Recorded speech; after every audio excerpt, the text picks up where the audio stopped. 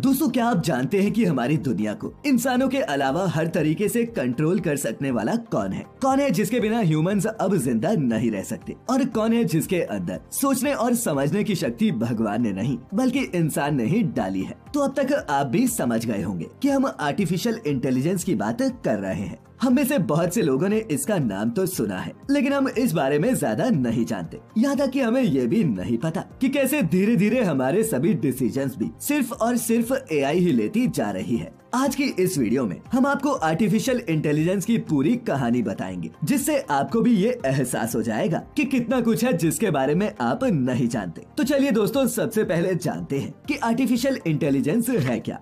AI यानी कि artificial intelligence एक ऐसी सिमुलेशन है जिससे कि मशीनों को भी इंसानी इंटेलिजेंस दी जा सके, या फिर यूँ कहें कि उनके दिमाग को इतना तेज कर दिया जाए कि वो इंसानों की तरह ही काम करने, सोचने, समझने, यहाँ तक कि फैसले लेने में भी सक्षम हो। इसे ऐसे समझिए जैसे कोई इंसानी दिमाग किसी भी प्रॉब्लम को पहले समझता है, फिर उसे प्रोसेस करता है, फिर ये डिसाइड करता है कि क्या करना सही होगा, और फिर फाइनली उसे सॉल्व करने का प्रोसेस पूरा करता है। उसी तरह आर्टिफिशियल इंटेलिजेंस में भी मशीनों को इंसानों की दिमाग की खूबियां दी जाती हैं, जिससे वो बेहतर तरीके से काम कर सके। अब दोस्तों, ये तो हो गई एआई की बात। आइए अब जानते हैं कि ये असलियत में काम करती कैसे है। अब कोई भी कंप्यूटर हो, उसे इंसानी दिमाग की तरह काम करवाने के लिए 3 तरह के प्रोसेस से होकर गुजरना पड़ता है। इसमें सबसे पहला प्रोसेस है लर्निंग, जिसमें मशीनों की मेमोरी में इंफॉर्मेशन डाली जाती है। इनसे वो कुछ रूल्स सीखते हैं, जिससे वो उन रूल्स का पालन करके किसी दी हुई कमांड को पूरा करती हैं। इसे एक एग्जाम्पल से समझे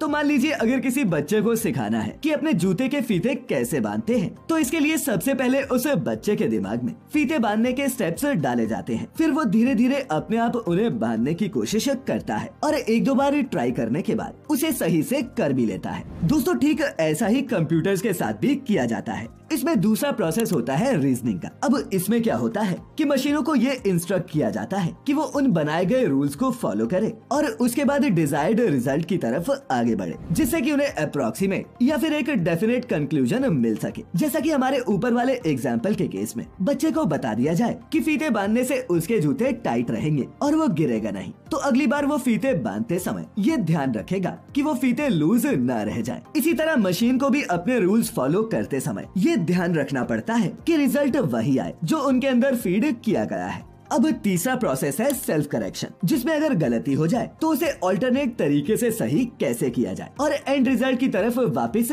कैसे पहुंचा जाए। अब जैसे कि अगर उसी बच्चे ने नए जूते खरीदे जिसमें एक तरफ का फीता बड़ा और दूसरी तरफ का छोटा है, वो कैसे बड़े छोटे फीते को बांधकर अपना जूता टाइट करता है, यही ट्रेनिंग एआई के प्रोसेस नंबर 3 का हिस्सा है। दोस्तों, बता दें कि एआई सिर्फ और सिर्फ डेटा पर काम करती है, क्योंकि जैसा कि हमने जाना कि एक मशीन इन तीनों प्रोसेसेस के जरिए ही चीजें सीखती है, और इनमें भी जो तीसरा प्रोसेस है यानी कि सेल्फ करेक्शन, वही इसमें मेन है, क्योंकि उसी के चलते ये एआई इंसानों की तरह रैशनल डिसीजन ले पाती है। चलिए इसे एक और एग्जांपल से समझते हैं। आप अभी गूगल पर कुछ सर्च कीजिए। अब आपने जो भी सर्च किया होगा उसमें सबसे ऊपर आप सबसे ज्यादा लुभावनी चीज देखेंगे और जिसे आप तुरंत क्लिक भी कर देंगे। अब दोस्तों, ऐसा इसलिए होता है क्योंकि गूगल की एआई आपके डेटा का इस्तेमाल करती है और उसे पता है कि आपको क्या पसंद है और क्या नहीं।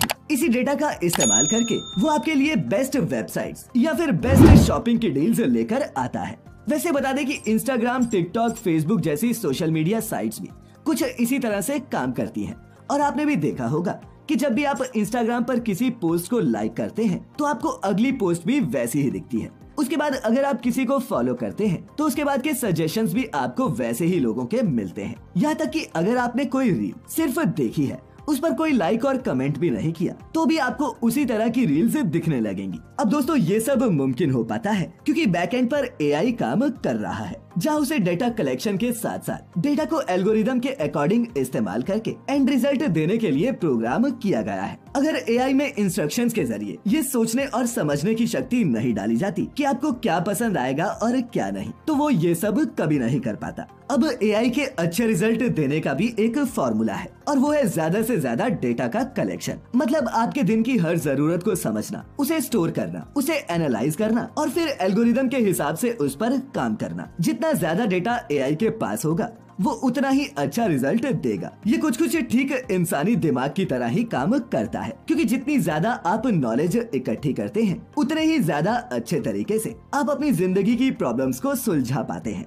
वैसे आपको बता दूं कि आपका जो दिमाग है वो एआई से कई लाख गुना ज्यादा तेज है, लेकिन प्रॉब्लम ये है कि हम अपने दिमाग को वही डाटा देते हैं जो हमारे ही द्वारा बनाया गया एआई हमें देता है। तो हम ये मान सकते हैं कि हम अपने ही एक आविष्कार के गुलाम बनते जा रहे हैं। चलिए दोस्तों, अब ये जानते हैं कि एआई यानी कि आर्टिफिशियल इंटेलिजेंस की शुरुआत कैसे हुई थी।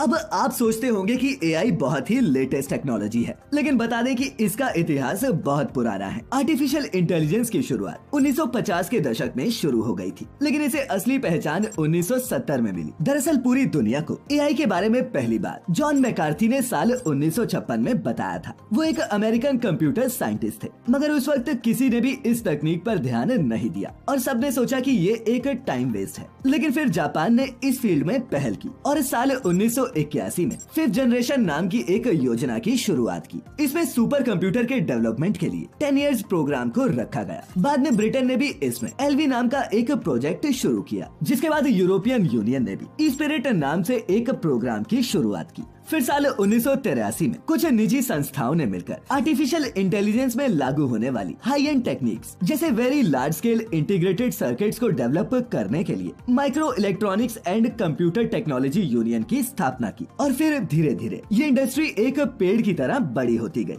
और अब तो ऑटोमेशन से लेकर एक्चुअल रोबोट्स तक सभी चीजें इसके अंदर आ चुकी हैं। और इसकी मदद से बढ़ने वाली स्पीड, साइज और वैरायटी ऑफ डाटा को हैंडल करने की कैपेसिटी के कारण दुनिया की ज्यादातर कंपनीज इस टेक्नोलॉजी को अपनाना चाहती हैं। अब आइए जानते हैं एक जरूरी सवाल का जवाब कि क्या एआई इंसानों के लिए खतरनाक है। तो दोस्तों, आपको बता दें कि अगर हमने कंप्यूटर के दिमाग का नियंत्रण खो दिया तब इस दुनिया में एक लड़ाई होगी, एक लड़ाई जो मशीन्स और ह्यूमंस के बीच में होगी। ये एक ऐसी लड़ाई होगी जिसे इंसान शायद जीत भी नहीं सकेगा, क्योंकि हमने अब कंप्यूटर्स को सोचने, समझने और डिजायर्ड रिजल्ट प्रोड्यूस करने की पावर्स दे दी है। और अगर ये मशीन्स आपस में बात करने के लिए खुद की भाषा बना सकते हैं और खुद बात कर सकते हैं, तो ये खुद को और बेहतर और चालाक भी बना सकती है। खैर, फिलहाल इस प्लेनेट पर इंसान से ज्यादा समझदार और कोई प्राणी नहीं, लेकिन फ्यूचर किसने देखा है? हमारा भविष्य कैसा होगा? आपको क्या लगता है? नीचे कमेंट्स में लिखकर जरूर बताइएगा। और आज की ये वीडियो इंटरेस्टिंग लगी हो तो इसे लाइक और शेयर भी जरूर कीजिएगा। मिलेंगे फिर किसी ऐसी ही इंटरेस्टिंग इन्फॉर्मेटिव वीडियो में।